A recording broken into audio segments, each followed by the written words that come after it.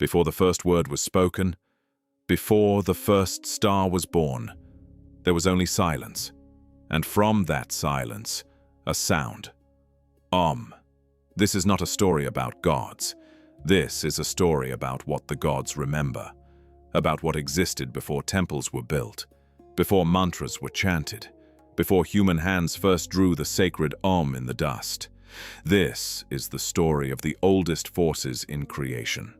Tonight, you will stand at the beginning of time and watch the universe take its first breath.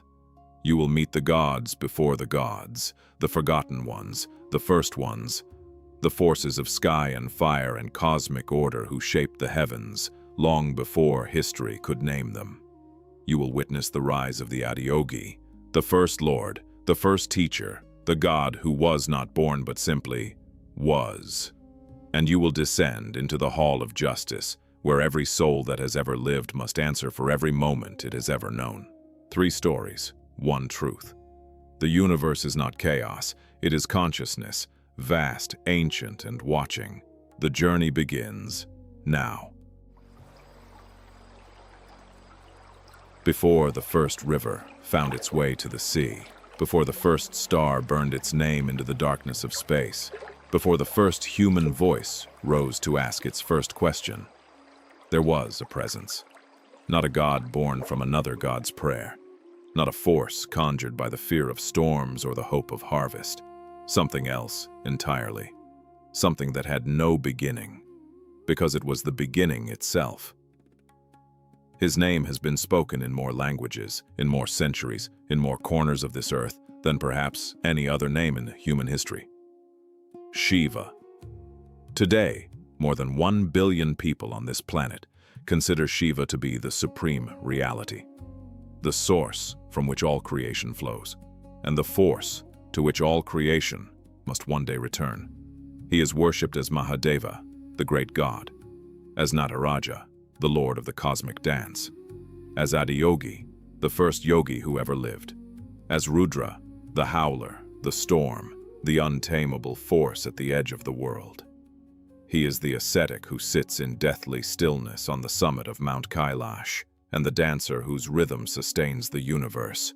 He is the husband of the goddess, the father of Ganesha and Kartikeya, and the hermit who has no need of family, of shelter, of anything the world can offer. He carries a trident. He wears a crescent moon in his matted hair. Around his neck, a king cobra rests as peacefully as a sleeping child. He is contradiction, made divine. But where did he come from? Who was Shiva, truly, before the temples were built, before the scriptures were written, before the first priest spoke his name in ritual fire? That is the question this documentary was made to answer. And the answer is far older and far stranger than most people know.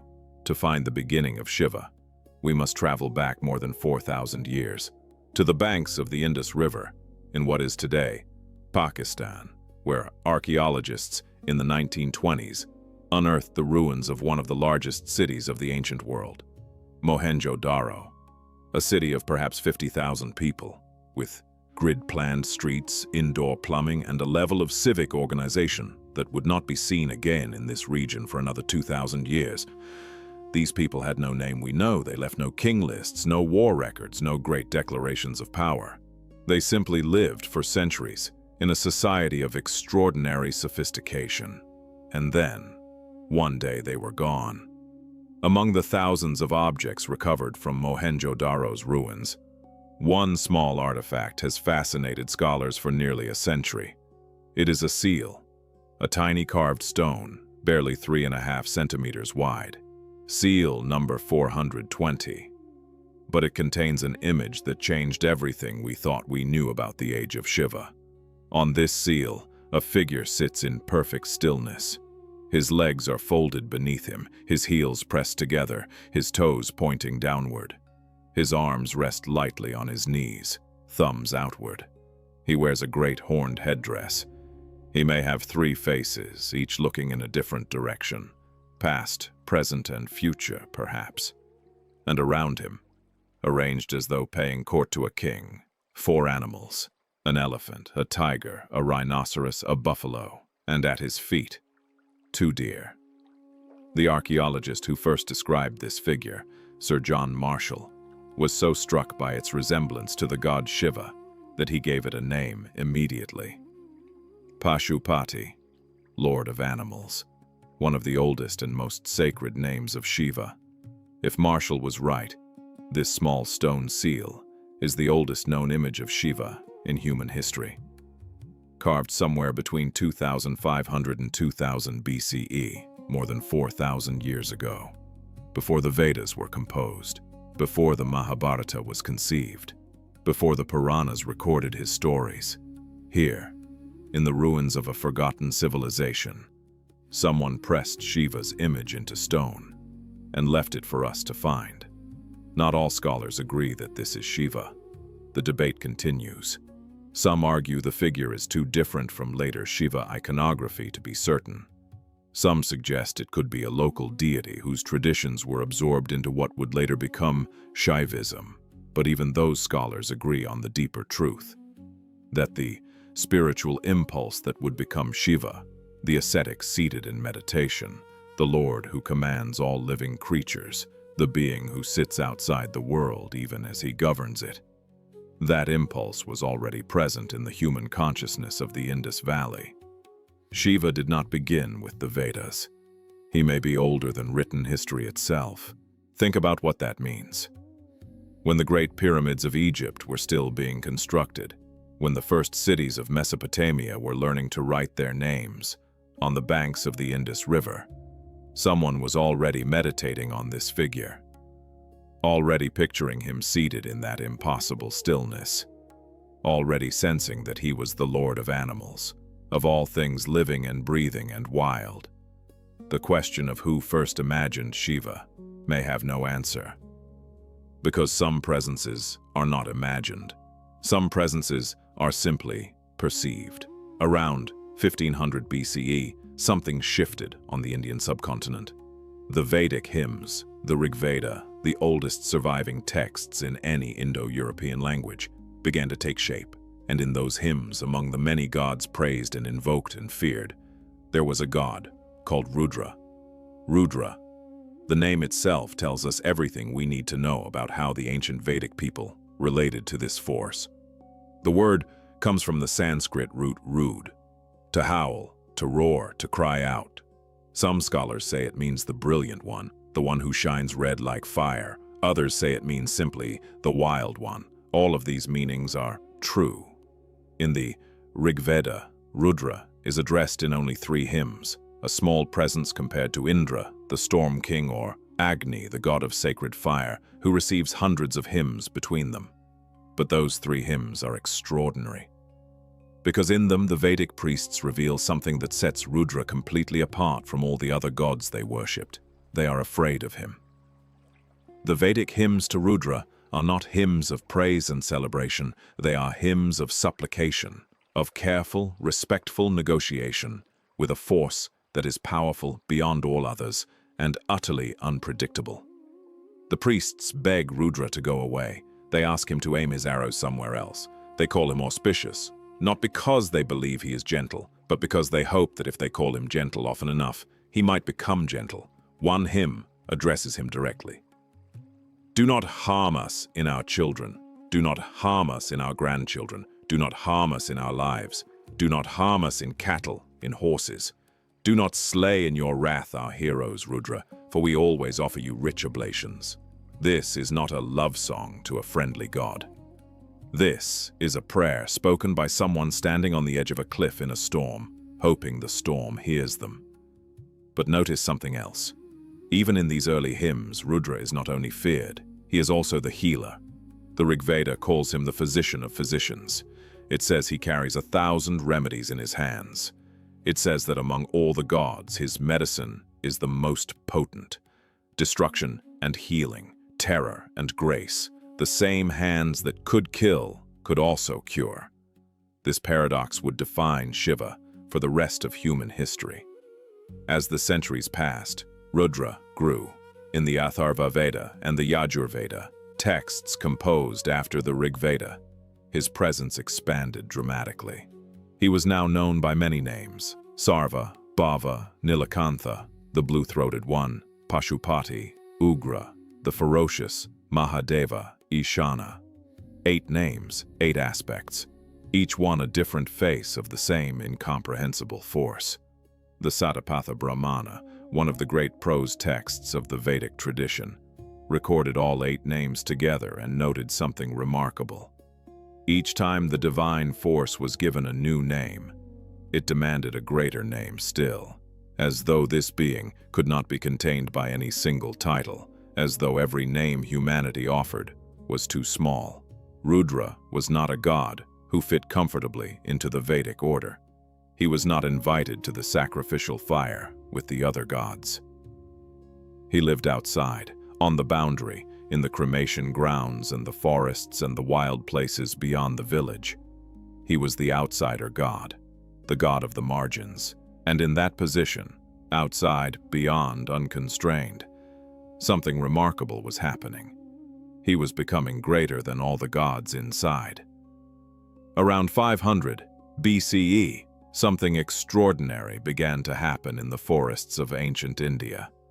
Scholars who had spent lifetimes studying the Vedic hymns began to ask a different kind of question. Not what should we sacrifice today, not which god controls the rain, but something deeper, something that had no ritual answer. What is the ultimate nature of reality? Out of that question came the Upanishads, the philosophical crown of the Vedic tradition. Texts of breathtaking depth, composed over several centuries, that shifted the entire basis of Indian spirituality. And it was in one of these texts, the Shvetashvatara Upanishad, that the identification of Rudra with Shiva was stated for the very first time in writing. The Shvetashvatara Upanishad is dedicated entirely to Rudra Shiva, and it does not treat him as one god among many. It does not describe him as a storm deity to be feared or a healer to be petitioned. It calls him the supreme reality, the Brahman, the ultimate ground of all existence, wearing the form of Rudra. The text declares that Shiva is the creator of heaven and earth, that he is the witness at the heart of all things, that he is the Lord of time itself, Mahakala, the great force that swallows all ages. It says, "Know that the one Shiva, who governs every source, in whom this universe is gathered up and again dissolved, the Lord who grants grace, the one adorable one who is in the fire, the one who stands in the heart. Into him alone we enter." Do you understand what this means? In the span of roughly 1,000 years, from the earliest Vedic hymns to the Upanishads, Rudra had transformed completely. From a feared peripheral deity, a storm god addressed nervously from the edge of the ritual, to the supreme absolute, the one reality behind all realities, not a god among gods, the source from which all gods arise. How did this happen? The answer lies in something unique about Rudra's character that the Vedic people had always sensed but never quite been able to articulate. He was never domesticated, while the other Vedic gods were assigned portfolios. This one governs rain, this one governs fire, this one governs the sun. Rudra refused definition. He lived outside every boundary. He was associated with everything that existed beyond the village, beyond the ritual, beyond the comfortable categories of human civilization. And when Indian philosophy began, asking what lies beyond all categories, what cannot be defined, cannot be limited, cannot be contained by any concept, the answer pointed directly at Rudra. The god, who was always outside, was revealed in the end to be the deepest inside of all. He Shvetashvatara Upanishad also gave Shiva a name that would echo through all subsequent tradition: Mahadeva, the great god. Not great as in powerful, not great as in feared, great as in beyond the measure of greatness, beyond any standard by which greatness could be judged. But the philosophers were not the only ones exploring who Shiva truly was. In the same centuries when the Upanishads were being composed, another tradition of storytelling was taking shape. The Puranas, the ancient tales. And the Puranas did not approach Shiva through philosophy. They approached him through something far older than philosophy. They approached him through story. According to the Shiva Purana, the Linga Purana, and several other sacred texts, there came a moment, at the very beginning of this age of the cosmos, when the two greatest beings in all creation fell into conflict. Brahma, the creator, the four-faced Lord, whose lotus throne rests on the navel of Vishnu, who spoke the first syllables of the universe into being, and Vishnu, the preserver, who lies in eternal luminous sleep on the great cosmic ocean, upon whose body the very structure of the universe is sustained. These two beings, each of immeasurable power, began to argue. Who was greater? Who was the source? Who was supreme? The argument became a confrontation. The confrontation became something that shook the very foundations of the cosmos. The gods, watching from above, trembled. What would happen if these two great forces, each believing itself to be the origin of all, turned fully against each other?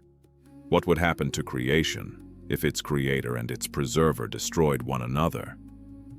And then, between them appeared a column of light, not a flame, not a sunrise, not any form of light that existed within the universe they both governed, an infinite pillar of blazing, radiant fire, stretching upward without end and downward without end, without beginning, without boundary, without a source that could be located anywhere.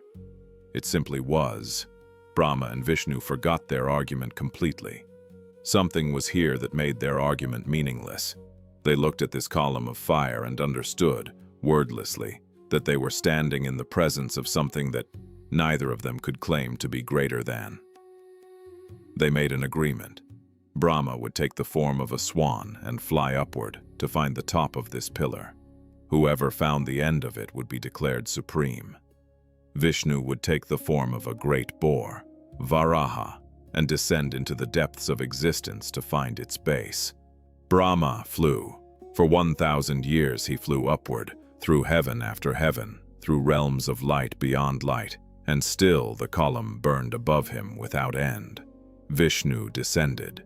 For 1,000 years he dove deeper, through darkness below darkness, through the roots of worlds and the floors of oceans, and still the column blazed below him without end. Finally, they returned. Vishnu returned first. He bowed to the column of light and declared honestly, "I could not find the base. Whatever this is, it is beyond me." But Brahma, in a moment of pride, in a moment of weakness that would cost him dearly, did not tell the truth. As he had been flying upward through those impossible heights, he had passed a Ketaki flower, drifting down from somewhere above, and he had asked that flower to testify falsely, to say it had seen him reach the top. Brahma stood before the column of light and said, "I have seen the summit."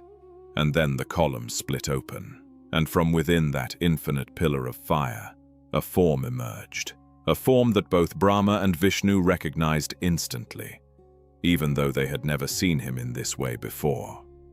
Shiva, Mahadeva, and Shiva looked at Brahma, and Brahma could not meet his gaze, because Shiva sees everything, the third eye, the eye of pure consciousness, sees through every lie, every pretense, every proud claim, every mask that creatures wear before the mirror of their own ambition. Brahma had claimed to have found the summit of something that has no summit. He had tried to put a limit on the limitless. He had tried to make the infinite small enough to be conquered.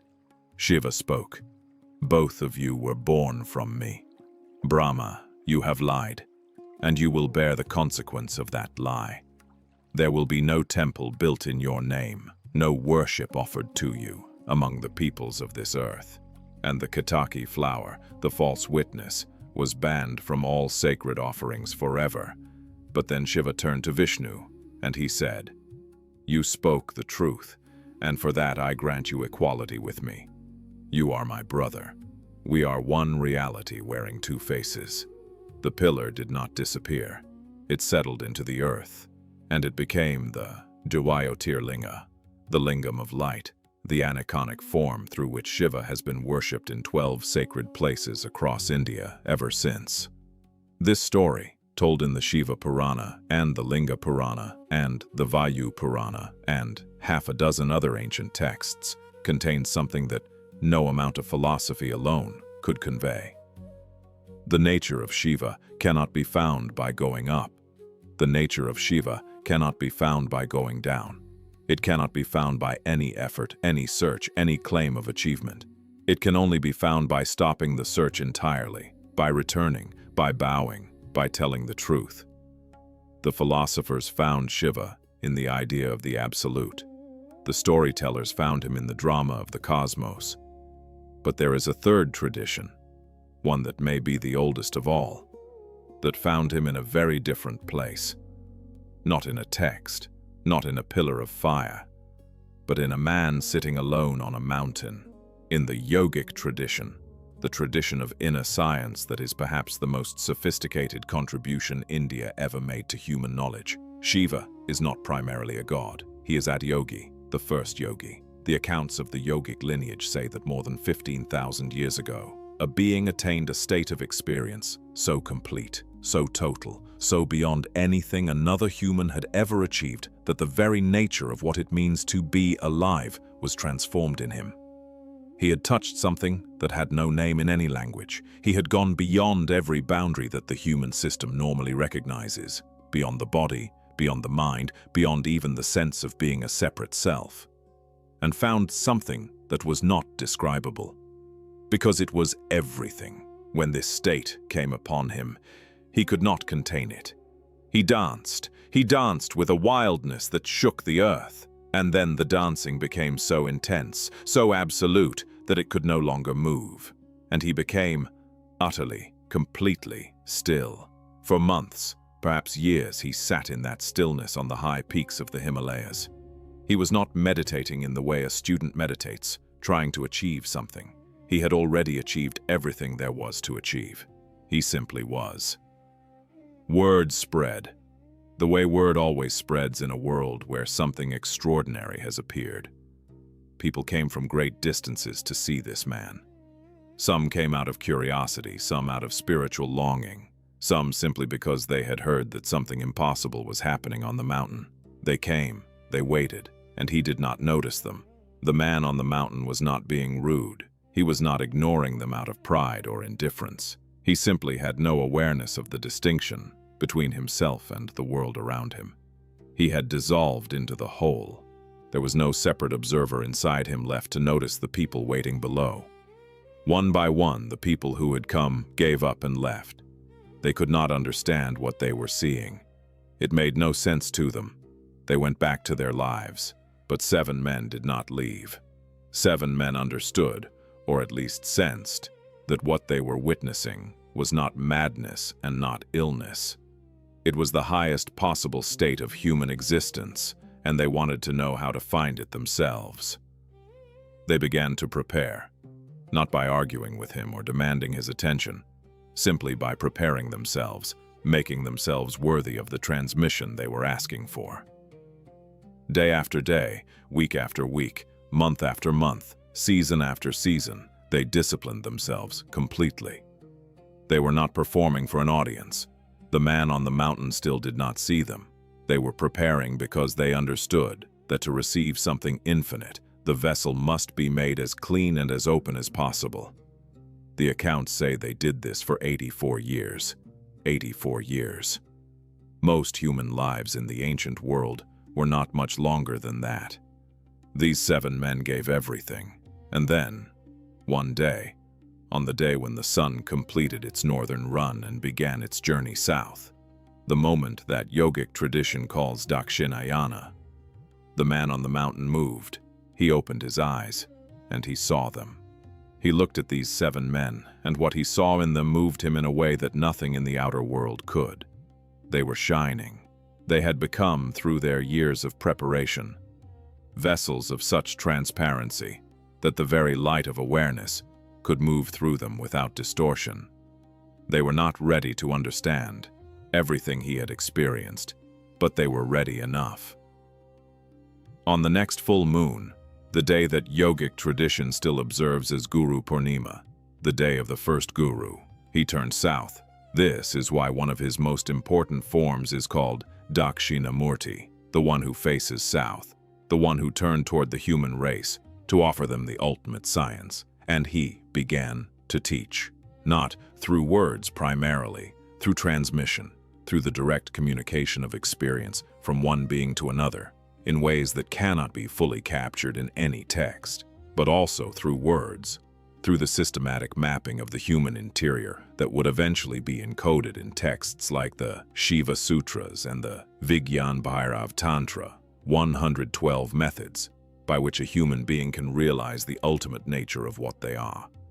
After many years, the transmission was complete, and the 7 men who had waited 84 years were no longer the same men who had begun waiting.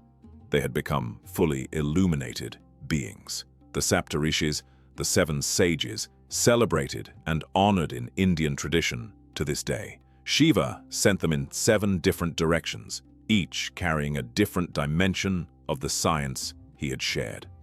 One went to Central Asia, one to North Africa, one to South America, one to the Far East, one to the islands of the Pacific. The knowledge was seeded across the entire earth. And this is why, if you look closely at the spiritual traditions of cultures separated by entire oceans, you find the same questions being asked, the same inner technologies being used, the same maps of human consciousness being drawn. Because they all trace back, the yogic tradition says, to the same source.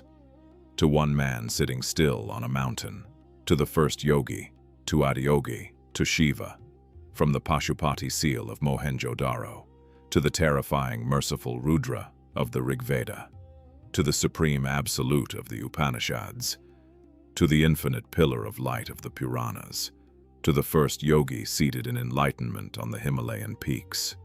The being called Shiva has taken more forms, absorbed more meanings, spoken to more dimensions of human experience than perhaps any other deity in the history of the world. And this is not an accident. It is the deepest thing about Shiva. He is the God who contains everything, including the things that cannot be contained. He is the householder and the wanderer, the destroyer and the regenerator, the ascetic who burns desire to ash, and the lover whose passion for Parvati is the very engine of creation.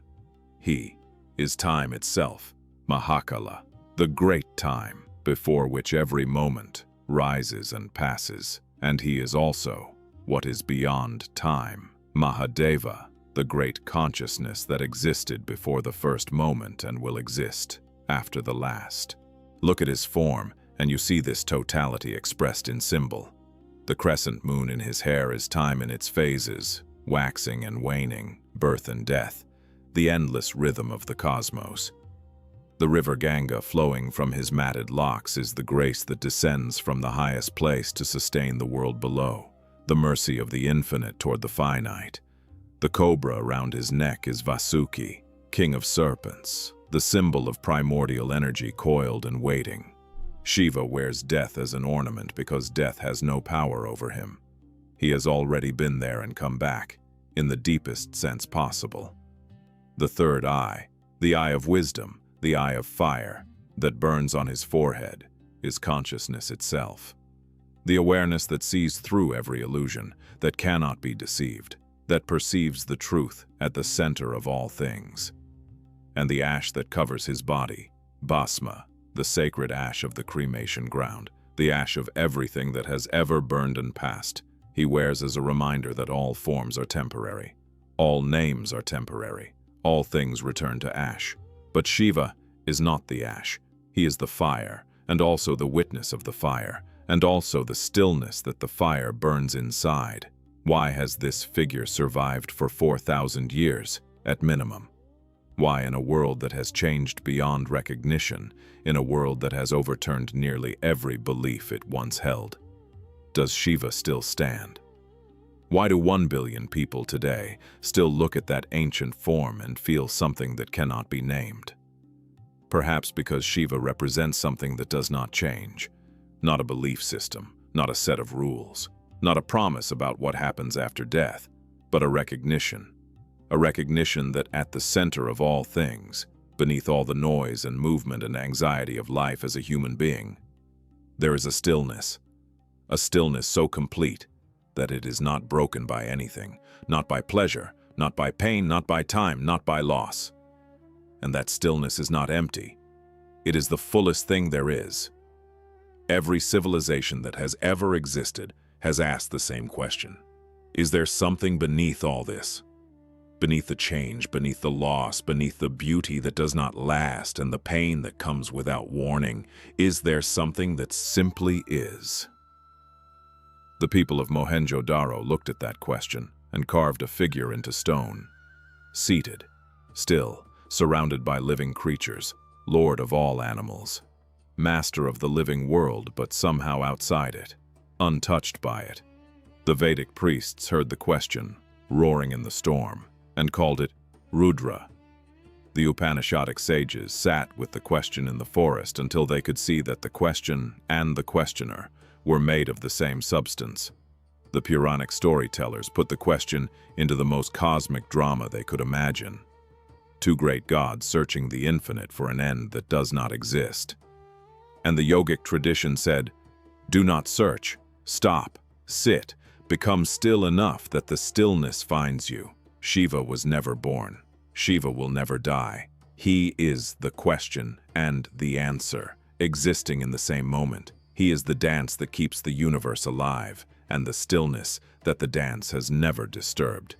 He is the pillar of light with no top and no bottom. He is the ash and the fire and the witness of the fire. He is the first yogi who ever sat in the Himalayas and found, in the depths of his own inner silence, the thing that holds the cosmos together. Before the universe breathed, he was already here.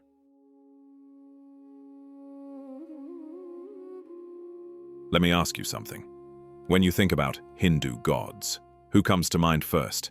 Shiva, Vishnu, Krishna, Durga, maybe Ganesha. And you'd be right. Those are the gods that rule the temples today. The gods in every painting, every prayer, every story passed from grandparent to grandchild. But here's what nobody tells you. Those gods. They weren't the first. There were others.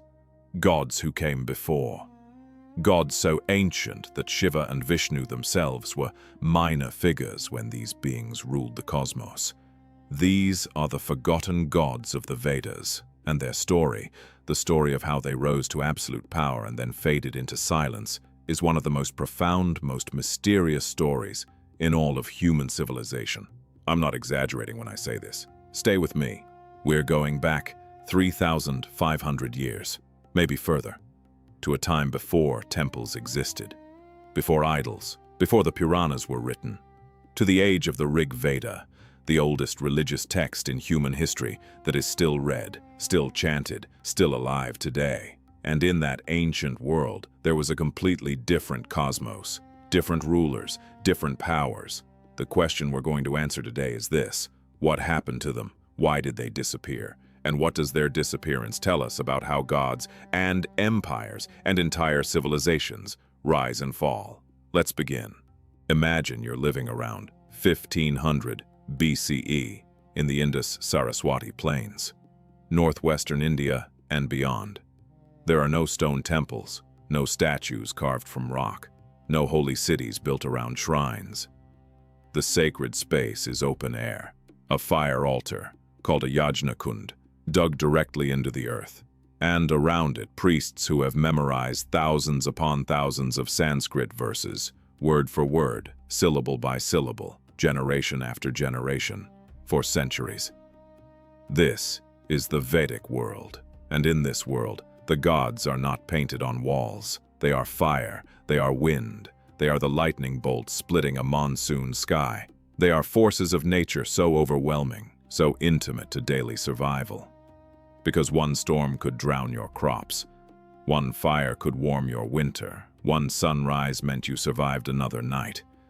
That the ancient rishis, the seers, personified them, gave them names, stories, personalities, desires.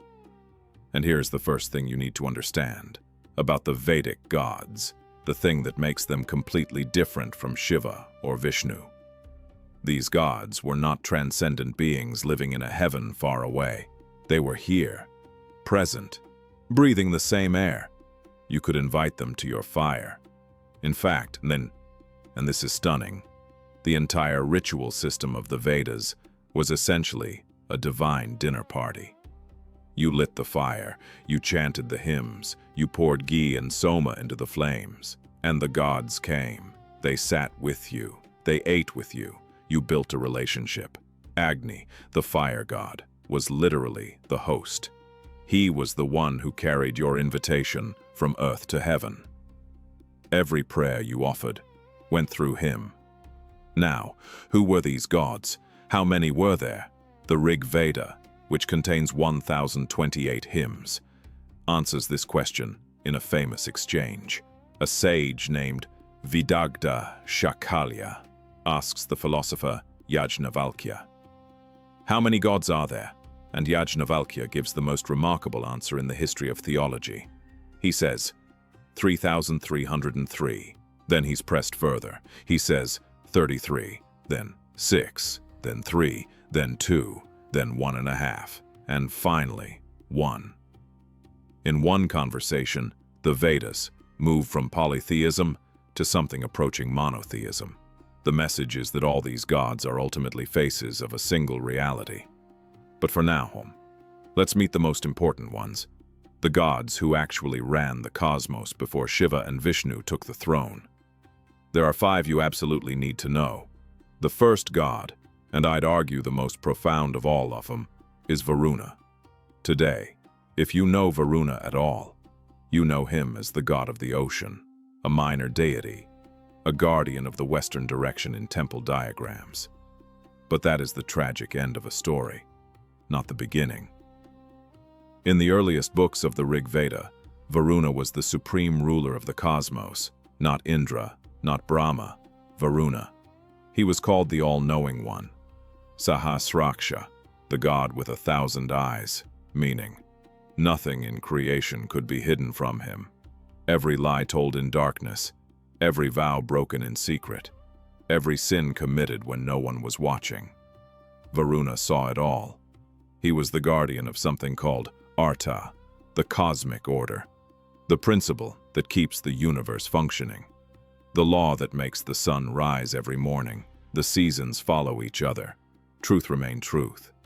Varuna wasn't just a powerful god. He was the moral backbone of existence.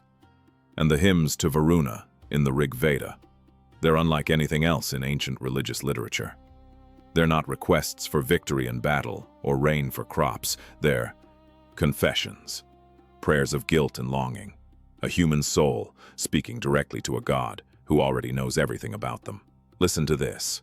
Whatever law of thine, O Varuna, as we are men, day after day we violate. Give us not as prey to death, to be destroyed by thee in wrath. Release me from the upper bond, untie the bond between that I may live. Read that again. This isn't asking for rain or gold or victory. This is a human being asking for forgiveness from a god who knows, who sees, who judges. This is ancient India's version of a prayer of the heart. Varuna also had a weapon unlike anything else in the Vedic arsenal, the pasha, a noose. Not a thunderbolt, not fire, not armies. A noose, because Varuna didn't destroy the wicked. He bound them, he held them. He trapped wrongdoers in the invisible cords of their own karma until justice was served. Think about what that means theologically. This god is not about destruction. He's about consequence. He's about truth catching up with you, not violently, but inevitably. He is in many ways the most sophisticated theological concept in the Vedas. So what happened to him? The fall of Varuna is one of the most fascinating stories in religious history, and it didn't happen in one dramatic moment. It happened slowly, over centuries. It came down to a conflict between two ancient priestly clans, the Brigus and the Angirasas, who disagreed on how to worship the divine. The Angirasas pushed for a more active, warrior-oriented religion. They glorified Indra, the storm god, the fighter, the one who killed demons and brought rain through force. And they quietly sidelined Varuna, whose worship required stillness, contemplation, and moral reckoning. The Vedic world was changing. The people needed a god who would fight for them, not one who watched their sins. And so Varuna faded, first from kingship, then from prominence. Then, by the time of the Puranas, he was relegated to the bottom of the divine hierarchy, a local deity of rivers and the sea. The god, who once held the moral order of the universe, ended up in charge of fish. If that doesn't break your heart a little, I don't know what will. Now we come to the god who replaced Varuna, Indra. If Varuna was the judge, Indra was the warrior, and in the Vedic age, after centuries of struggle against harsh enemies and harsh nature, the warrior was exactly what the people needed. The numbers tell the story by themselves. The Rig Veda contains 1,028 hymns. More than 250 of them are dedicated to Indra alone. Over a quarter of the entire sacred text. No other god in the history of Hinduism has ever come close to that ratio. He was the king of the Devas, the lord of heaven. He rode a magnificent white elephant named Airavata, the elephant of the clouds, and he wielded Vajra, the thunderbolt, the most feared weapon in all of creation, and he used it. Constantly, dramatically, gloriously. Indra's greatest story, the one that defined him, was the slaying of Vritra. Vritra was a cosmic serpent demon, an asura of enormous power who had swallowed all the world's waters. Rivers stopped flowing, crops died, the cosmos began to collapse. The gods were terrified. Even Brahma fled. Only Indra stood. He drank soma, the sacred drink that made him vast beyond measure. And he charged Vritra alone. The battle shook the foundations of the universe. Indra's thunderbolt struck once, twice, and Vritra fell. The waters poured free. Life returned to the world. That story is not just mythology. It's a memory.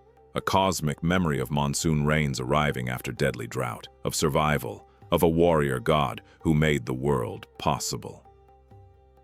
You understand why people loved Indra, but here's the tragic irony of Indra's story.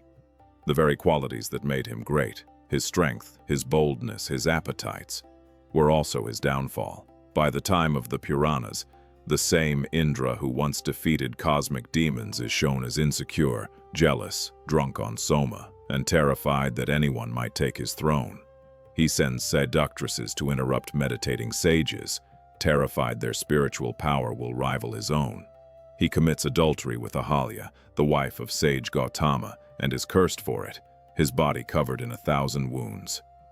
And most famously, a young cowherd boy named Krishna defied him. Indra sent storms to destroy a village, petty revenge for being ignored. Krishna simply lifted a mountain to protect everyone, and Indra backed down. The most powerful god of the Vedas, defeated not by a greater warrior, but by love, by devotion, by a child with a flute. Scholars have different theories for why this happened. Some say it reflects changing social values, from a warrior society to an agricultural one. Some say it reflects the theological shift toward devotion, toward bhakti. But I think the story is telling us something deeper.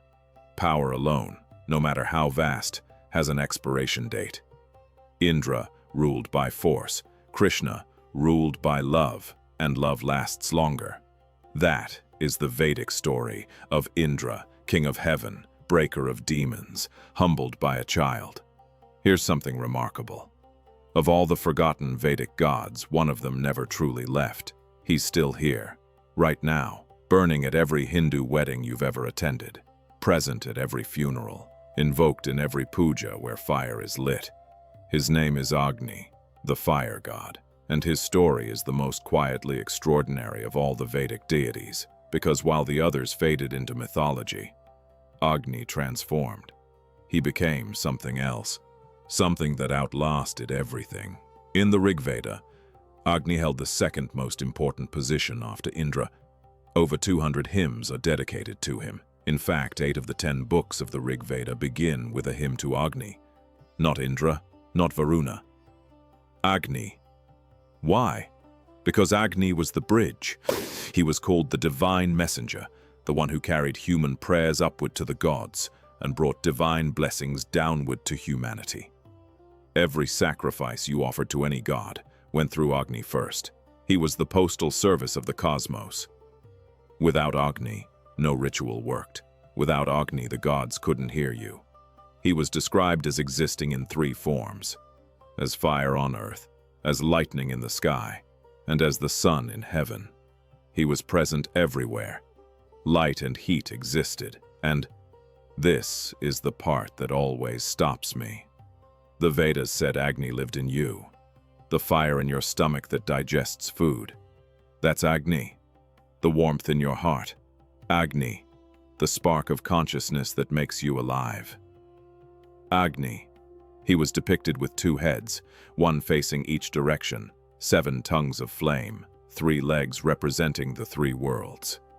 But his most important title was Purohita, the first priest, the chosen mediator between human and divine. And this is why Agni survived when the others didn't. The other gods were powerful in themselves. Varuna judged, Indra fought, but their power lived outside of human daily life. Agni lived inside it. He was the fire you cooked your food on, the fire that kept your children warm, the fire at your wedding altar where you made your vows, the fire that carried your dead ancestors onward. You couldn't remove Agni from life without removing life itself. So while the Puranas reduced him in status, made him one of many guardians, subservient to Shiva and Vishnu, Agni simply stayed.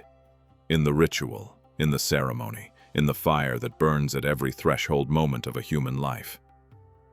He didn't need a temple. He didn't need a dedicated following. He was already inside everything. That is the genius, and perhaps the divine joke, of Agni. The god who is supposed to be forgotten is the god you encounter at every important moment of your life. Let me tell you about the 2 Vedic gods that have always moved me the most. Not because of their power, not because of their armies or weapons, but because of what they represent. The first is Ushas, the goddess of dawn, and the second is Surya, the sun. Together they opened the world every single morning. They drove back the darkness, which in the Vedic mind was not merely the absence of light, but the presence of chaos, of demons, of death, and made life possible for another day. Every single morning. Ushas is described in the Rig Veda in some of the most beautiful poetry ever written in Sanskrit. She is a young woman, always young, always renewed, riding a golden chariot across the sky. Her horses are reddish gold like the light of dawn. She wears no armor. She carries no weapon. She is described as the life of all life and the breath of all breaths. She is the one who sets every living creature in motion each morning. The birds, the animals, the humans rising to their duties. Without Ushas arriving first, nothing would begin. The scholars who study the Vedas call her hymns some of the most elevated poetry in the entire Rig Veda. There's a tenderness to them, a gratitude, like someone writing a love letter to the morning light. Then comes Surya, the sun god. In the Vedic world, Surya was not just the physical star in the sky. He was the eye of Varuna, the all-seeing witness of the cosmic order. He measured the days. He extended the length of human life. He healed the sick. He was called the soul of the moving world. The Rig Veda says, Surya illuminates the whole world, for men and gods alike. Now here's something extraordinary that most people don't know.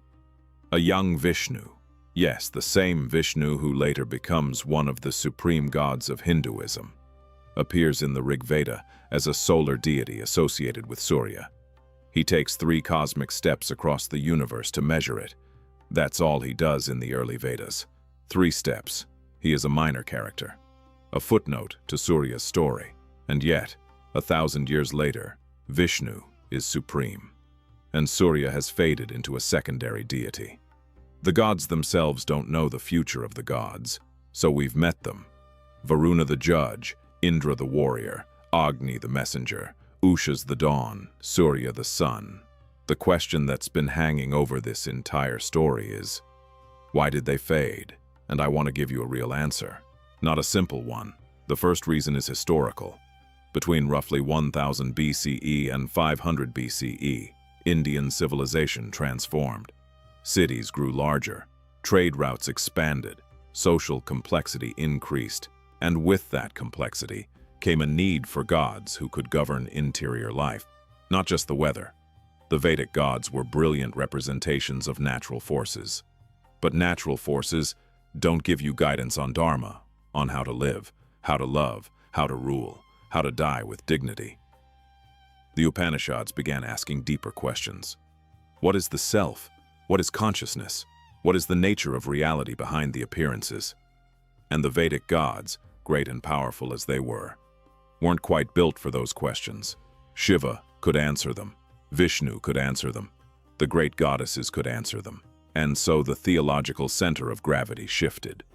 The second reason is something more human and more uncomfortable. Every civilization tells stories that serve its needs in the present moment. When the Vedic people needed rain and military victory, they worshipped Indra. When they needed moral order, they called to Varuna. When they needed inner transformation and devotion, they turned to Krishna and Shiva. The gods didn't change. The needs did. And here is perhaps the deepest insight the Vedic tradition itself offers us.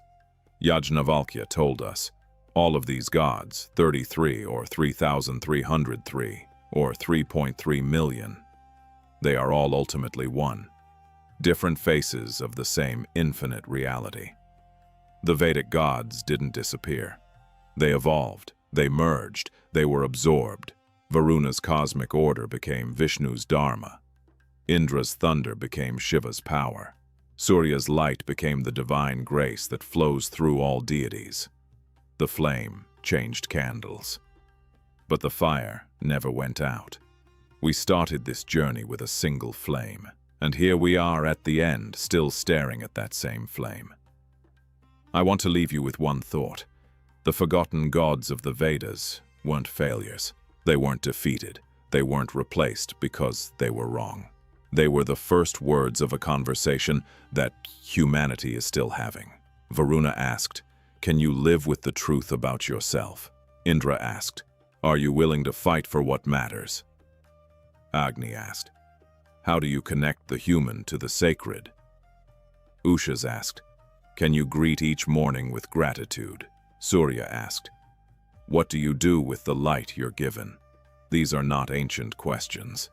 These are the questions of your life, right now, today, and the fact that 3,500 years ago, human beings were already asking them, already burning their fires, chanting their prayers, reaching towards something beyond themselves. That tells you something about what we are. We are a species that has always known, in our deepest place, that the world is more than what we can touch. The Vedic rishis knew it. They just called it differently. The gods were never forgotten, really. They were waiting, in fire, in dawn, in the vast ocean sky above you, in the first warm light that hits your face when you open your eyes in the morning. They were always here. We just stopped looking. In the last episode, we went back 3,500 years and met the gods that came before everything. Varuna the all-seeing, Indra the warrior king, Agni the undying messenger, Ushas of the dawn, Surya the soul of the world. We watched them rise to absolute power, and then we watched the world change around them. And I left you with one idea. The flame didn't go out, it just moved to a new candle. Today, we follow the flame.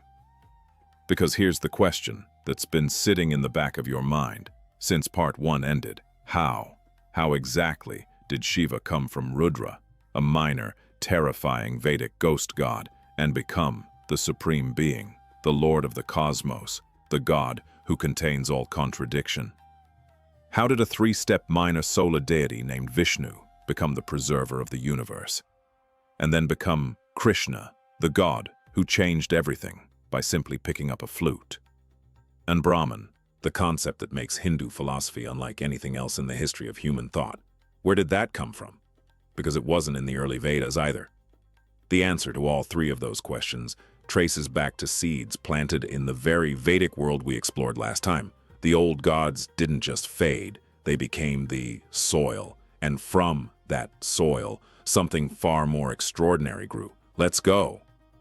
Before we can talk about the new gods, we have to talk about the revolution that made them possible. Around 800 BCE, something extraordinary began to happen in the forests of ancient India.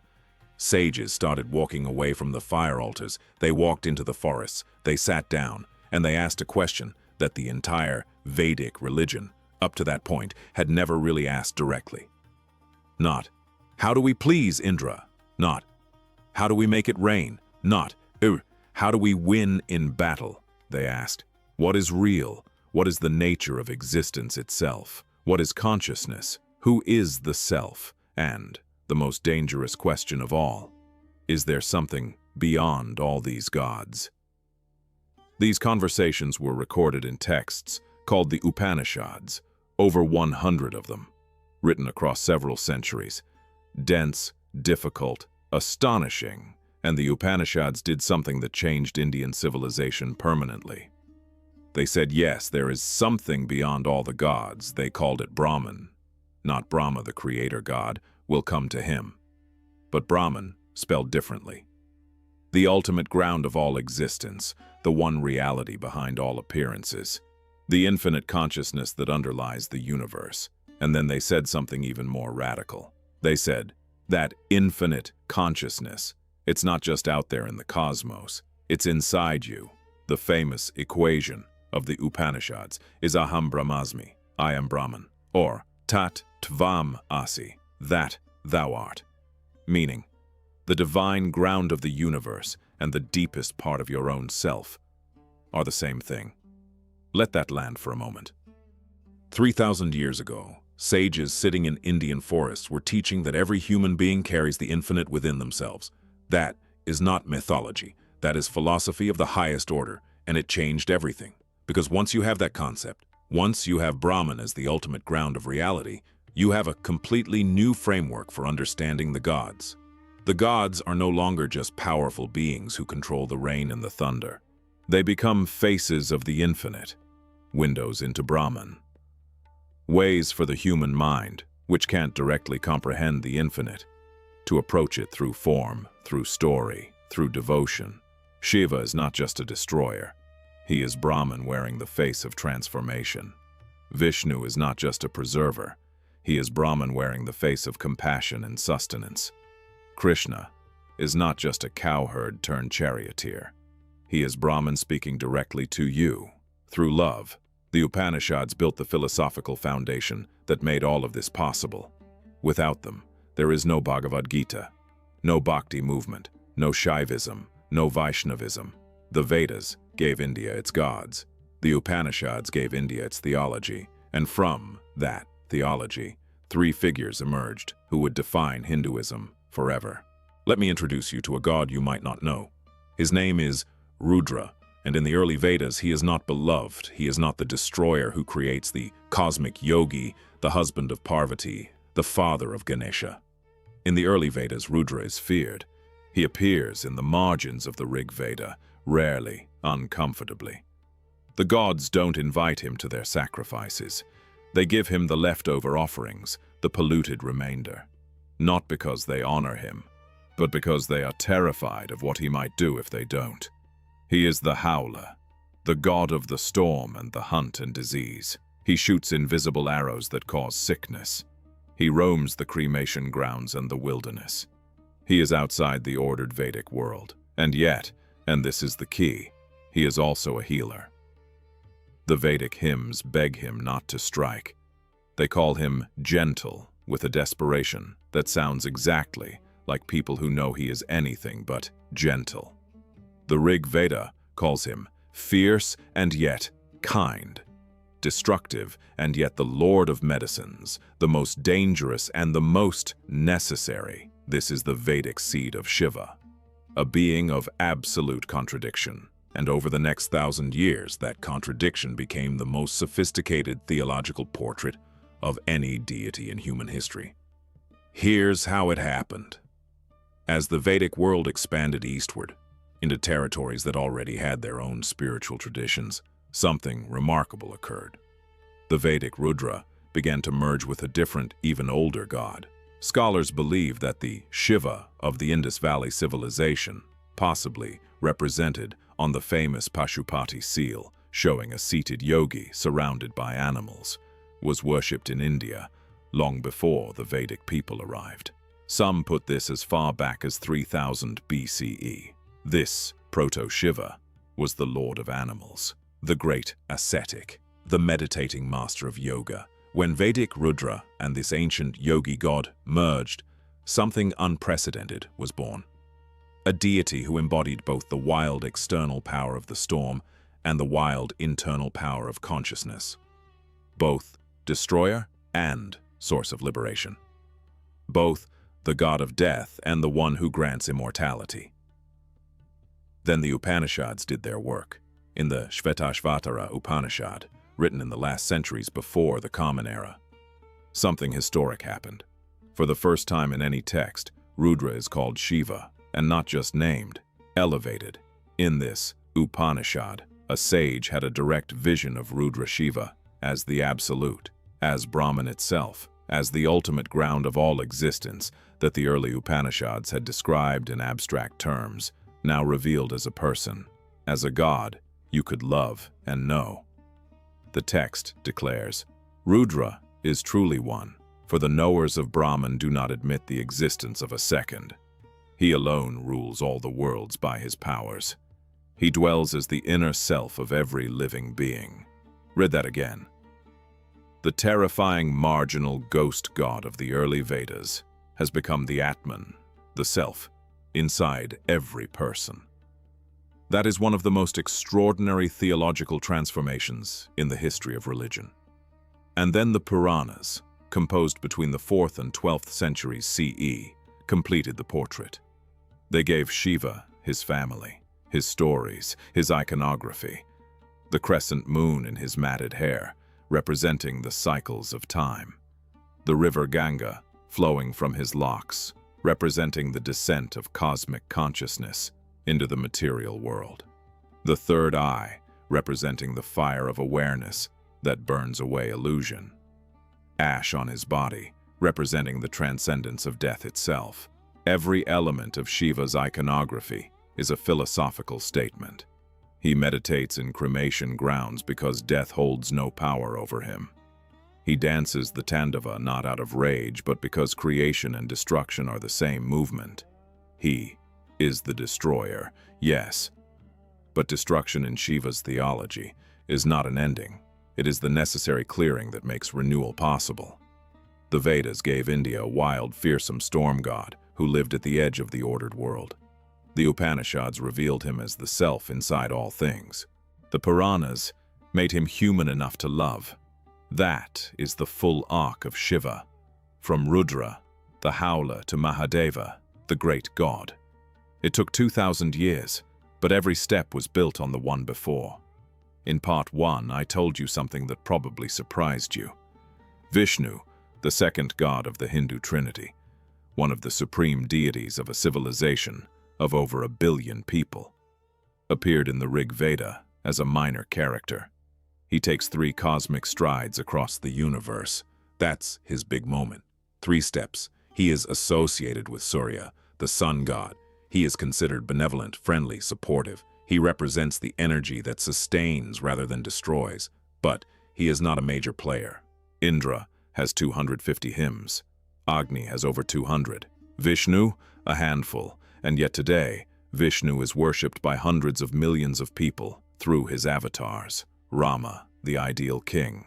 Narasimha, the lion man. Vamana, the dwarf. And most of all, Most powerfully of all, Krishna. So what happened? How do you go from 3 steps to the Bhagavad Gita? The first shift happened in the Brahmanas, the ritual texts that followed the Rig Veda. Here, Vishnu begins to absorb attributes of other Vedic gods. His 3 strides, originally a solar metaphor for the sun's journey across the sky, begin to take on cosmic significance. He becomes the deity who measured and sustained the universe itself. Then, the Upanishads extended him further. As the concept of Brahman developed, Vishnu began to be identified as one of its closest expressions, the preserving, sustaining face of the Absolute. The God whose nature is compassion, whose essential quality is to maintain Dharma, to hold the world together. And then, something happened that had nothing to do with the Vedic tradition at all. A completely separate worship tradition emerged, centered in the Mathura region of northern India, around a historical figure or divine being named Vasudeva Krishna. Historians debate the exact origins of Krishna worship. Some place it as early as the 4th century BCE. What's clear is that this was a different stream of devotion, emotional, intimate, centered not on fire sacrifices and cosmic order, but on personal love between the devotee and the divine. Krishna worship was the religion of the heart. And at some point, in one of the great creative syntheses of human religious history, the Vedic Vishnu and the folk devotional Krishna merged. Krishna became an avatar of Vishnu. Vishnu's cosmic sustaining power was channeled into Krishna's personal, intimate, loving presence. The result was a theological revolution, and the text that sealed it, the text that became the single most influential document in Indian history, was the Bhagavad Gita. Written somewhere between 500 and 200 BCE and embedded in the Mahabharata, the Gita is the moment where everything the Vedas had been building toward finally speaks. Arjuna stands on the battlefield of Kurukshetra, paralyzed. He cannot fight, he cannot run, he cannot choose. And Krishna, his charioteer, his friend, his God, turns to him and begins to speak. What follows is 18 chapters that synthesize the entire Upanishadic tradition into practical wisdom. Krishna tells Arjuna about karma, action without attachment to results, which comes from the Vedic concept of yajna, sacrifice. You act, you offer the action, you release the outcome. Krishna tells him about jnana, the knowledge of the self that the Upanishads unlocked. You are not the body. You are not the mind. You are the eternal Atman that cannot be destroyed. And then Krishna reveals the path that would come to define Hinduism more than anything else. Bhakti, devotion. Fix your mind on me, Krishna says. Be devoted to me, worship me, bow down to me, so shall you come to me. It sounds simple, but this was radical. The Vedic tradition required complex rituals performed by trained priests. The Upanishadic path required deep philosophical knowledge. Both were, effectively, for the educated elite. Krishna's bhakti opened the divine to everyone, the farmer who can't read Sanskrit, the woman excluded from Vedic ritual, the child, the grieving parent, the broken-hearted lover. All of them could love Krishna, and through love, reach the divine. The Bhagavad Gita has been called the sealing achievement of the consolidation of Hinduism, the text that took every stream of the tradition and wove them into one, and it could only have existed because of what the Vedas built first. The concept of yajna, Vedic sacrifice, became the template for karma yoga. Every action as an offering. The concept of urta, Varuna's cosmic moral order, became the foundation for Dharma, the organizing principle of the entire Gita. The concept of Agni as the bridge between human and divine became the concept of the guru, the teacher who carries the student toward the light. Every major idea in the Bhagavad Gita has a root that goes back to the fire altars of 1500 BCE. Krishna didn't replace the Vedas, he fulfilled them, and the story didn't end with the Gita. Between the 6th and 17th centuries CE, The Bhakti movement swept across India like a wildfire. Some poets composed hymns in regional languages, Tamil, Marathi, Bengali, Hindi, making the divine accessible to everyone. The Alvars in Tamil Nadu composed ecstatic devotional poetry to Vishnu Krishna. Chaitanya Mahaprabhu in Bengal launched a movement of congregational chanting, Sankirtana, that transcended all caste barriers. Mirabai wrote love songs to Krishna from prison, choosing death over abandoning her devotion. Every single one of them was, in a direct line, the continuation of what began in the Upanishads and crystallized in the Gita. The Vedic fire, the Upanishadic insight, the Gita's synthesis, the Bhakti movement's explosion of love. One continuous river flowing across 3,500 years. Still here. Good. We have one more revelation left, and it's the biggest one. What is Brahman? Really? And why did the Vedas plant a seed that would take 2,000 years to fully bloom? Let's finish this. We need to talk about the idea that, in my view, is the single greatest contribution of the Vedic Upanishadic tradition to human thought. Not Shiva, not Krishna, not the Gita, Brahman. And I want to be careful here, because this concept is easy to misunderstand and almost impossible to fully explain in words, which is exactly what the tradition itself keeps saying. Let me try anyway. In the early Rig Veda, there is a concept called Brahman with a small b. It referred to the sacred power of the ritual speech, the mantras themselves, the vibrational force of correctly chanted Sanskrit that could invoke the gods, make the sacrifice work, hold the cosmic order. The priests who wielded this power were called Brahmins. The rituals that used it were Brahmanical rituals. Sacred sound, sacred speech, the power in the word.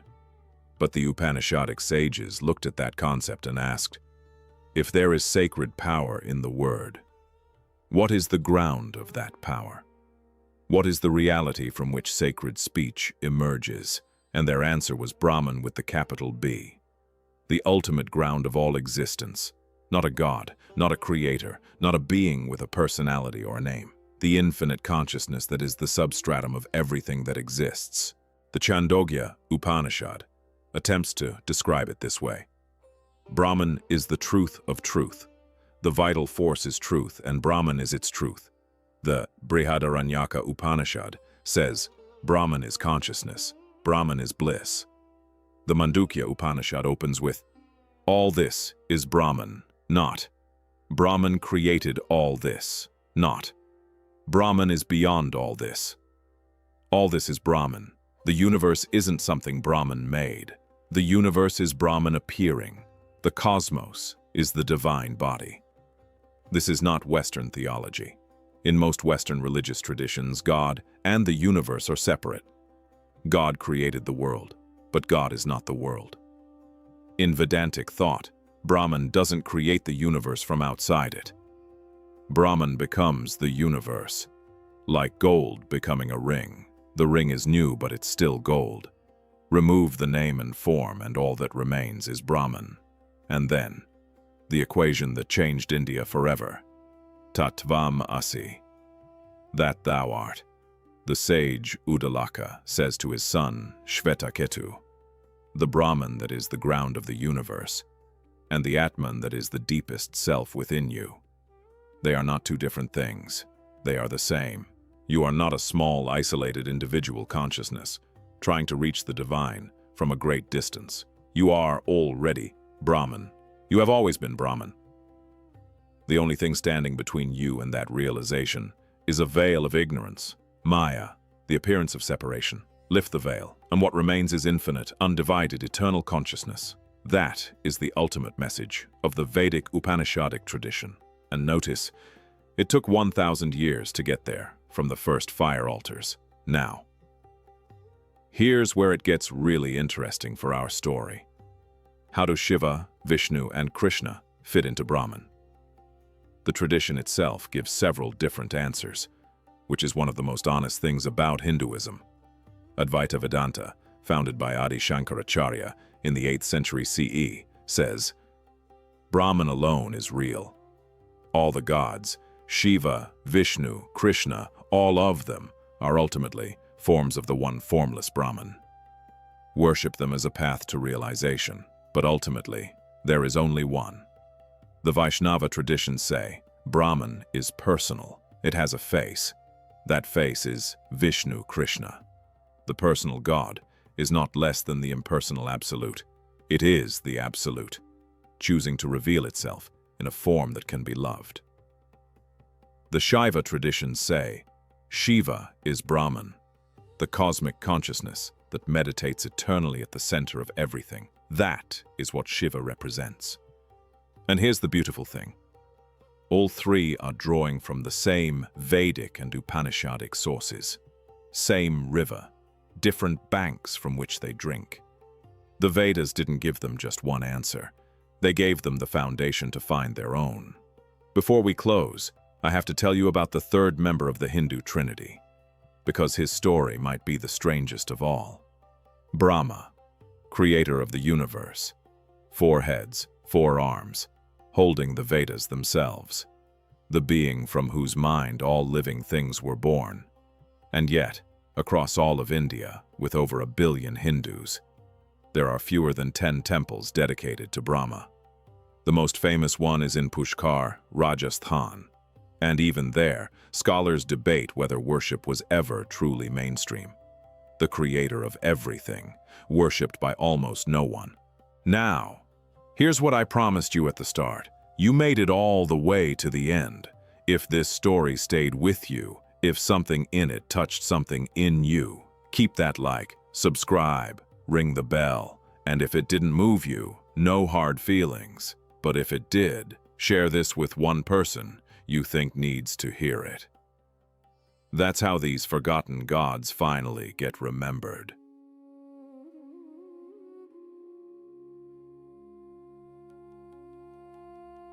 Right now, as you watch this video, someone is writing your name, not on paper, not on a screen, in a record that has existed since before the universe itself was born. Every word you have spoken today, every thought you chose to act on, every kindness you showed when no one was watching, every cruelty you committed when you thought no one could see. All of it, written down, not by a God who punishes, not by a judge who condemns, but by a being who simply witnesses. His name is Chitragupta. And after today, you will never think about your own actions the same way again.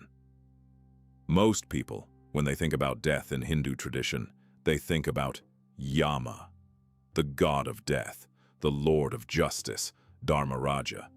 They know about heaven and hell, about karma, about rebirth. But there is one question almost nobody asks. How? How does Yama know what you did? How does he know what you said in the silence of your own mind? How does a cosmic court, responsible for every soul that has ever died, every soul that is dying right now across 84 lakh forms of life in 3 worlds, how does it actually function? The answer has been sitting in the Puranas for thousands of years. The Garuda Purana describes it. The Padma Purana names him. The Bhavishya Purana records his birth. The Rig Veda itself invokes him before sacrifice. And yet, in all the centuries of storytelling, in all the temples and texts and traditions, he remains the most overlooked divine being in all of Hinduism, the man behind the throne of death, the scribe who has never made a single mistake, the witness who has seen every life that has ever been lived. His name, in Sanskrit, means something extraordinary. Chitra, that which is hidden, that which exists in the mind, the concealed image. Gupta, secret, the hidden picture, the secret record. Chitragupta, the god who keeps the account of your soul. To understand Chitragupta, you must first understand the problem he was created to solve. And it is a problem so enormous, so staggering in its scale, that even a god could not handle it alone. Imagine this. Every second somewhere on this earth, a life ends. A fisherman in a river, an elder in their bed, a child before their time. And in that moment their soul begins its journey toward Yamapuri, the city of justice, the realm of the dead, located between the south and the southwest of the cosmos. Now multiply that by every creature that has ever lived. Not just humans, every insect, every animal, every being born into what the Puranas call the 84 lakh yonis, 8.4 million forms of life in which a soul may be reborn. Every single one of those lives, every action taken in every moment, every thought formed in every mind. Who records it?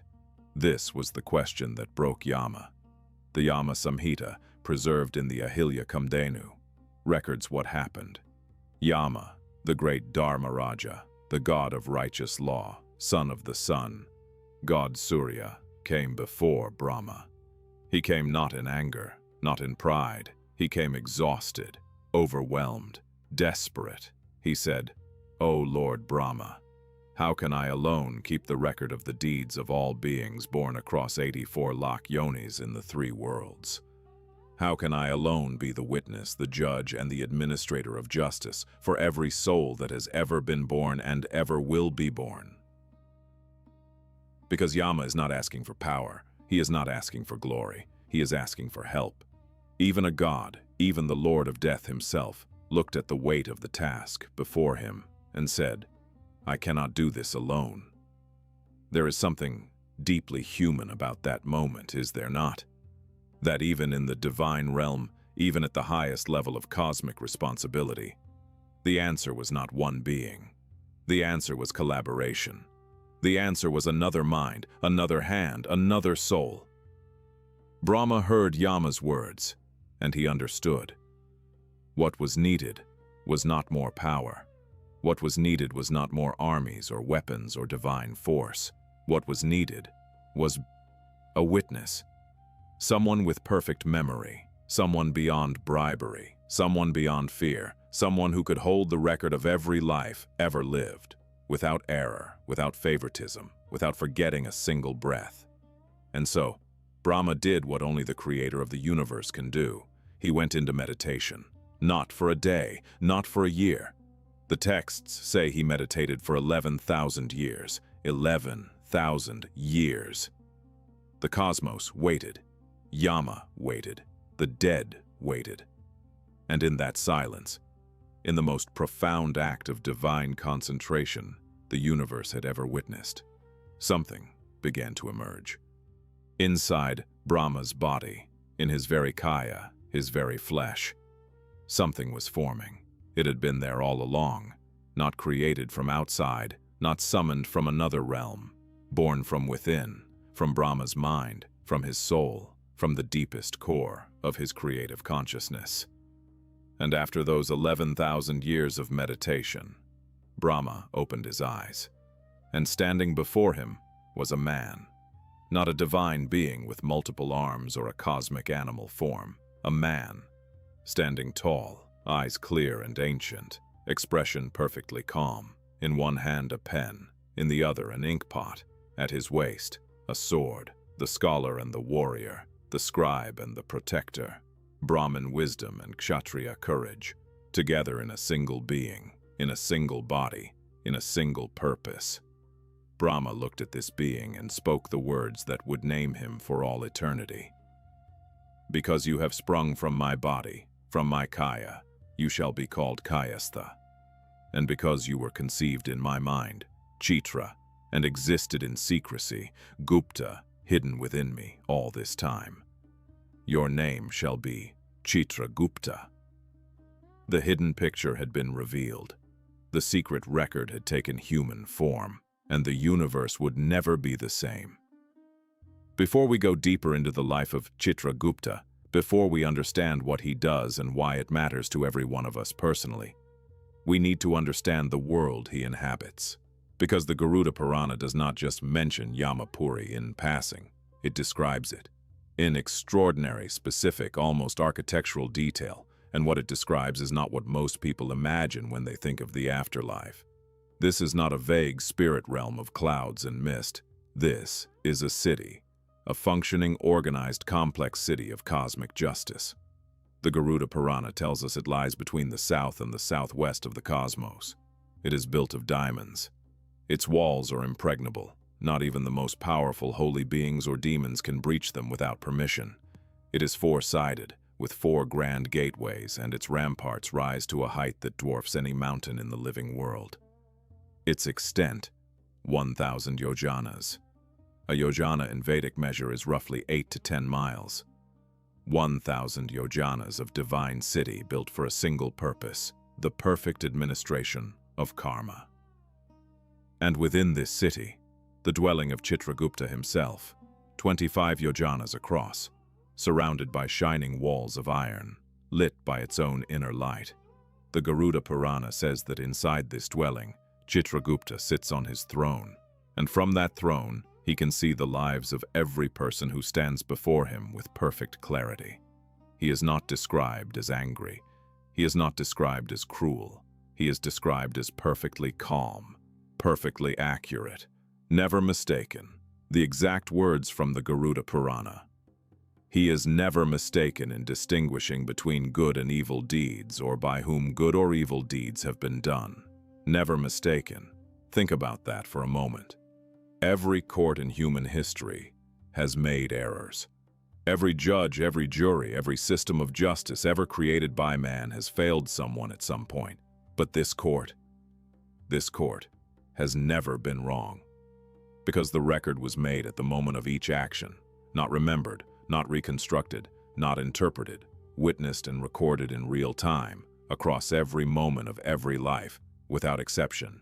Now, how does Chitragupta maintain such a record? The Garuda Purana reveals something that most people do not know about the structure of Yamapuri. There are not just 2 beings in that judgment hall. There are witnesses, the Shravanas, the sons of Brahma, wanderers in all 3 worlds, heaven, earth, and the underworld. Their name comes from the Sanskrit root, meaning to hear. They hear everything, they see everything, they travel invisibly among the living, recording what truly happens. Their wives, the Shravanis, perform the same function specifically for women, and the sun god himself, Surya, also serves as a cosmic witness. The ancient texts say that the sun sees all actions performed in daylight. Nothing done under that light escapes his observation. All of this testimony flows to Chitragupta. All of it is organized in his records. And when a soul stands before the court of Yama, the process that follows is extraordinary. Yama already knows what that soul has done. He is omniscient in his domain, but he still asks Chitragupta, why? Because the question is not just about what was done, the question is about the testimony. The record must be read aloud. It must be formally presented. The soul must hear, must confront, not an abstract judgment, but the specific account of their own life. Chitragupta opens the scroll, and the soul's entire life unfolds before them. Every kindness, every cruelty, every moment of courage, every act of cowardice, every prayer whispered in the dark, every lie told in the light. The record does not lie. It cannot be appealed. It cannot be argued with. It cannot be erased. It can only be faced. And based on that record, based on that cosmic accounting prepared by Chitragupta, Yama pronounces the fate of the soul. To Swarga, the heavenly realms, earned by righteous living. To higher lokas, the planes of spiritual elevation, earned by devotion and wisdom. Or to Naraka, the hells of consequence, the painful purification for those who harmed without repentance. And when the soul has served its time, when the karma has been balanced, it returns, to be born again, to live again, to give Chitragupta more to write. There's a question here that I want you to sit with. Not a religious question, a personal one. If Chitragupta opened your record right now, not after death, but right now, today, and read it aloud, what would it say? Not the highlights you would choose, all of it. The private moments, the things no one saw, the person you are when no one is watching. That is the record being written right now. Now let us go back to the beginning. Not just the beginning of Chitragupta's story, the beginning of everything. When Brahma first created the universe, he created the 4 Varnas, the 4 fundamental categories of human nature and duty. The Brahmins, the scholars and priests, born from Brahma's mouth. The Kshatriyas, the warriors and kings born from his arms, the Vaishyas, the merchants and farmers, born from his thighs, the Shudras, the laborers and servants, born from his feet. These four he created from parts of himself. But Chitragupta was different. He was the 17th creation, not from a part, not from a limb or an organ, from everything, from the entire kaya, the complete body of the creator. This is why the ancient texts say, Chitragupta holds a unique position in the cosmos that no other being shares. He is simultaneously the wisdom of a Brahmin and the discipline of a Kshatriya. He holds both the pen and the sword. He administers justice with compassion and enforces it with authority. He is not above the caste system. He is, in a profound sense, the synthesis of it, the embodiment of all human potential in a single divine being. And there is something else. The Garuda Purana tells us that few people know. Chitragupta is credited with inventing writing, not just cosmic record-keeping, the actual invention of script for human beings. The very act of taking a thought from the mind and fixing it permanently in physical form, that technology, that divine gift, is attributed to Chitragupta.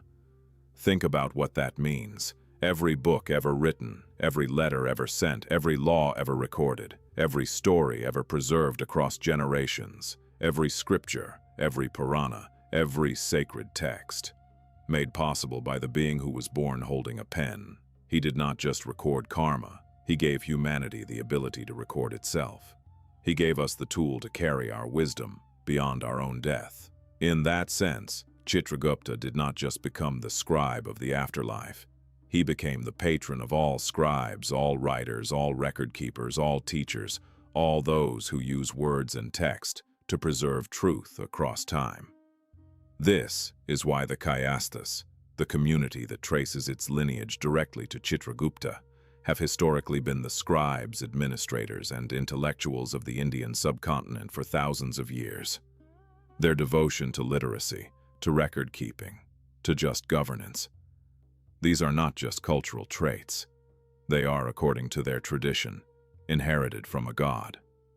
The Rig Veda, among the oldest religious texts in human history, contains an invocation to Chitragupta, not as an afterthought, not in a footnote, as part of the foundational ritual of sacrifice, before offering to the gods, before the sacred fire is lit, before the mantras are spoken.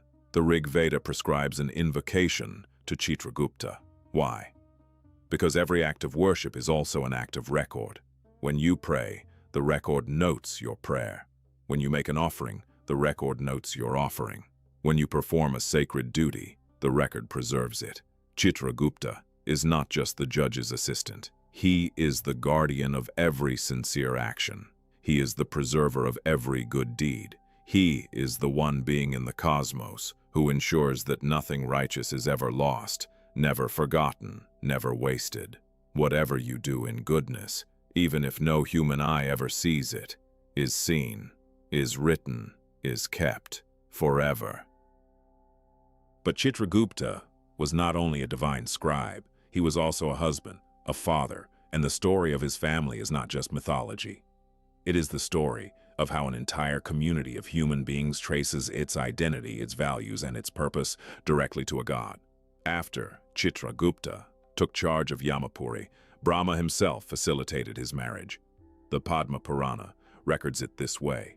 Dharma Sharma, a great Brahmin sage, gave his daughter Iravati to Chitragupta in marriage, and the son of Surya, the sun god, gave his daughter Nandini, also called Sudakshina, to Chitragupta as his second wife.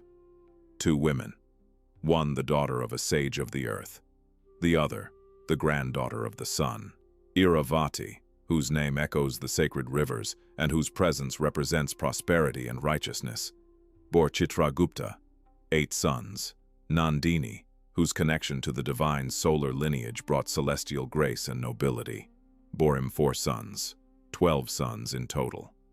And each of these 12 sons became the ancestor of one of the 12 subdivisions of the Kayastha community, a community that has shaped the governance, literature, administration, and intellectual life of the Indian subcontinent for millennia. the Padma Purana, says these 12 sons were invested with the sacred thread and married to the daughters of Vaski, the great serpent king, the lord of Nagas. Brahma himself arranged for each of the 12 to be educated by the greatest gurus of the divine age. Their teachers were among the most revered sages in the Vedic tradition: Mandavya, Gautam, Sriharsh, Harit, Valmiki, Vasishtha. These were not minor figures. Valmiki, the author of the Ramayana itself, was given one of Chitragupta's sons to educate. Vasishtha, the great sage and Brahmin advisor to the Solar dynasty, teacher of Rama himself, taught another. When the education was complete, Chitragupta sent each of his 12 sons in a different direction across the world. Not to conquer, not to rule with force, to settle, to build, to uphold Dharma, to keep records, to serve the just governance of human civilization. Their names became the clan names of the Kayasthas: Srivastava, Mathur, Gaur, Nigam, Ashthana, Kulshrestha, Suryadwaja, Bhatnagar, Ambastha, Saxena, Karana, Valmiki. If you carry one of these surnames today, or if you know someone who does, you now know the story of where that name comes from. It comes from a god who held a pen, from a being born from Brahma's complete body, from the divine scribe of the court of the dead. There is something beautiful here, beyond the genealogy. Think about what Chitragupta sends his children out to do. Not to fight wars, not to conquer kingdoms, to be administrators, scribes, keepers of accounts, guardians of records, servants of just governance. In a civilization where warriors often held the highest honor, Chitragupta, a being who carries both the sword and the pen, chose to send his children out with the pen leading the way. The message is ancient and it is still radical. The pen outlasts the sword. The record outlasts the empire. Truth, carefully preserved, survives everything that seeks to destroy it. Now we come to a story from the ancient texts that reveals not just who Chitragupta is, but what he can do for a soul that, by all rights, deserves only punishment.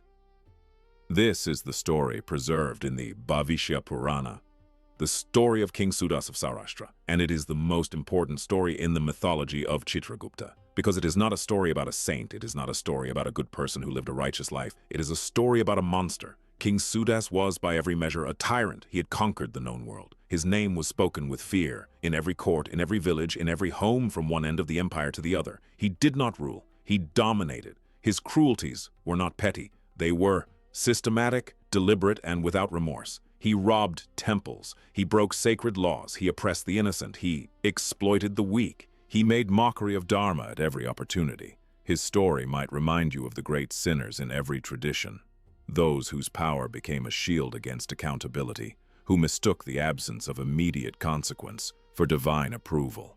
The Puranas do not name Sudas as someone who was secretly troubled by his crimes, secretly suffering, secretly searching for redemption. He was simply a man who had decided that power made him exempt from the rules that governed other souls. He did not believe in karma, or if he did, he had decided that his karma would be managed through conquest, that enough power in this life could overcome the accounting that awaited every soul in the next. He was wrong. The day came when Sudas died, and the soul of the most feared king in the world began its journey to Yamapuri. There were no armies to protect him there, no wealth to buy his way through, no courtiers to speak on his behalf, just the soul and the record. The Puranas describe what happens to a great sinner when they arrive at the court of Yama. The journey itself is terrible. The road to Yamapuri for those who have transgressed is not a peaceful path. The Garuda Purana describes souls bound in nooses, carried by Yama's servants, figures as terrifying as death itself. The sinful arrive already weakened, already experiencing the beginning of their consequences. And then they see Yama. The texts describe him. Huge of body, rod in hand, seated on a buffalo, roaring like a cloud at the time of pralaya, like a mountain of lampblack, terrible with weapons gleaming like lightning. possessing 32 arms extending 3 yojanas, with eyes like wells, with mouth gaping with formidable fangs. This is not a comforting sight, and even this being, even Yama, whose appearance causes sinful souls to cry out in terror, even Yama turns to Chitragupta. Yama already knows, but the law of cosmic justice requires the record to be read aloud. Chitragupta opens the scroll. The life of Ushas unfolded, every atrocity, every broken law, every innocent person harmed, every sacred thing desecrated. The record was exact, it was complete, and it was damning. There should be nothing more to say. A soul that has done what Ushas did, confronted with the full, unredacted record of his life, there is only one possible outcome, according to the logic of karma. But the story is not over, because on that same day before his death, something had happened, something small, something unexpected, something that Chitragupta's record had also captured. King Ushas, on one of his many journeys, had ridden through a forest. He came upon a Brahmin priest performing a puja, and for reasons the king himself could not have explained, perhaps boredom, perhaps a flicker of something older and truer buried beneath decades of cruelty. He stopped. He asked the Brahmin, "What are you doing? Who are you praying to?" The Brahmin looked up. "Today is the second day of the bright fortnight in the month of Kartik," he said. "I am performing a puja to Yama, the god of death, and to Chitragupta, the keeper of all records. On this day, it is said that whoever performs this puja with sincerity can be spared the punishments of hell, whatever their record of deeds may be." Ushas listened. Perhaps he laughed inside. Perhaps some part of him dismissed it. But something made him stay. Something made him watch the Brahmin complete the ceremony. And something, whether it was the proximity to the ritual, or a sudden crack in his armor of arrogance, or simply the first genuine moment of attention he had ever given to anything sacred, made him bow, just once, briefly, without fanfare, without witnesses. A tyrant who had never bowed to anything in his life. Bowed, the Brahmin, moved by this, spoke to Ushas. "O king, nothing in this world is hidden from Chitragupta, he who has the record of all that has been done. Only he could save you. And now, in the court of Yama, the record is read, all of it. The cruelties, the oppressions, the broken laws, and then the single bow, the single moment of reverence, the brief, imperfect, unmistakably sincere act of acknowledgement. Chitragupta had written it all. Every sin, and that one prayer. This is the part of the story that most tellings rush past. But we are not going to rush past it, because this is where the philosophy of Chitragupta becomes something more than mythology. The question is not, should Ushas be punished? Of course he should. The question is, what does justice actually require? The Puranic tradition's answer is not simple. It does not say that a single prayer erases a lifetime of harm. It does not say that the victims of Ushas no longer matter. It does not offer cheap redemption or easy forgiveness. What it says is something more nuanced and more profound. Every sincere act is recorded, without exception, without favoritism, every single one. The same record that captured the king's cruelties also captured the king's one moment of genuine recognition. Chitragupta does not decide which parts of the record count. He reads the whole record, and the cosmic law, the Dharma that Yama enforces, takes all of it into account. Not because sin doesn't matter, but because no soul is only its worst moments, and no soul is only its best moments either. The full truth, the complete account, every shadow and every light, that is what cosmic justice requires. That is what Chitragupta provides. One of the things that distinguishes Chitragupta from almost every other deity in the Hindu tradition is something the texts emphasize again and again. He shows no favoritism, not toward the powerful, not toward the pious, not toward the learned, not toward kings, not toward Brahmins, not toward anyone who has wealth or status or connections or beauty or fame. The Garuda Purana's description of his court makes this explicit. Souls from every station in life stand before the same record, receive the same reading, face the same accounting. In a world, both ancient and modern, where justice so often bends toward power, this is a revolutionary idea. The merchant who bribed his way through life, the judge who sold his verdicts, the priest who performed ritual without integrity, the king who used sacred law as a tool of oppression. All of them stand before the same pen, and the pen does not tremble. There is also something here about the nature of what Chitragupta records that is rarely discussed. He does not only record actions. The Garuda Purana is very specific about this. It says that the followers of Yama, and by extension the record kept by Chitragupta, knows the karma born of mind, speech, and body. 3 sources. Not just what you did with your hands, not just what you said with your mouth, what you thought in the privacy of your own mind, the thoughts you chose to dwell in, the intentions behind your actions, the motivations that drove your words. This is a deeply challenging teaching, because it is easy to control your visible behavior in public. Most of us, most of the time, behave reasonably well when others are watching. The test, the real test, is what happens inside. The thought you entertained and then acted on. The fantasy of harm you chose to nurture, the truth you knew but chose to suppress.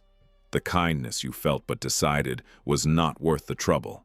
Chitragupta records all of it, not to shame us, not to trap us, but because the full truth of a soul is not visible from the outside, and the full truth is what justice requires. This teaching has a name in modern psychology. We call it accountability, but in the Puranic tradition, accountability is not something you opt into. It is not a practice you adopt when you feel spiritually motivated. It is the fundamental structure of the cosmos.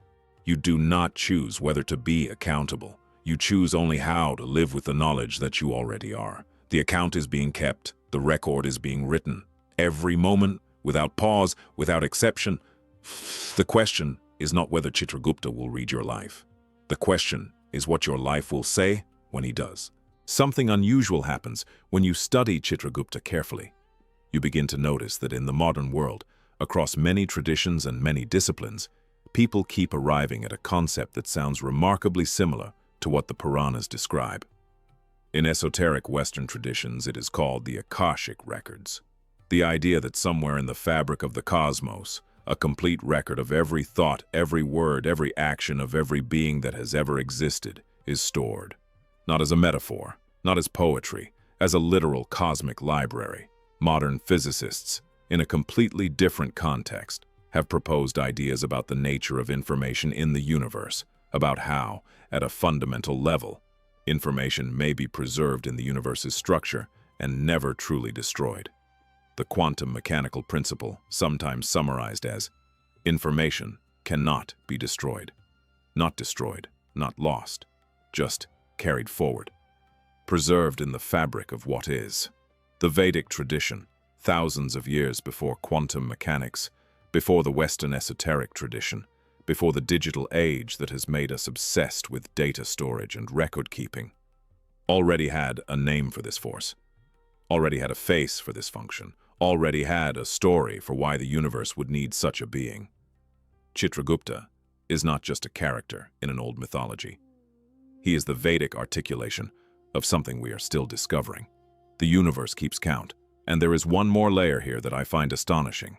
In the Markandeya Purana, there is an account that places Chitragupta in the previous cosmic age, the Swarochisha Manvantara, as King Surath, which means that Chitragupta's role in upholding Dharma across cosmic cycles is not a one-time assignment.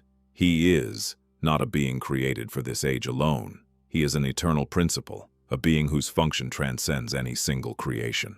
As long as karma exists, as long as actions have consequences, as long as the universe runs on cause and effect, Chitragupta has a function.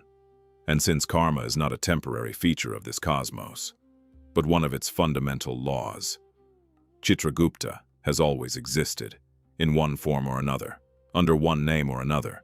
The witness, the recorder, the one who ensures that nothing true is ever lost. Every year on the second day of the bright fortnight in the month of Kartik, the day after Diwali, the festival of lights, something happens across India and Nepal and in Kayastha households around the world. The Chitragupta Puja, also called the Dawat Puja, the Kalam Puja, the inkpot worship. It is, on one level, a ceremony of gratitude. Pens and inkpots, or in the modern era, laptops and writing instruments, are placed before the image of Chitragupta. Sacred offerings are made, mantras are chanted. The tradition involves something particularly beautiful. The earning members of the household present an account of their income and expenditure before Chitragupta.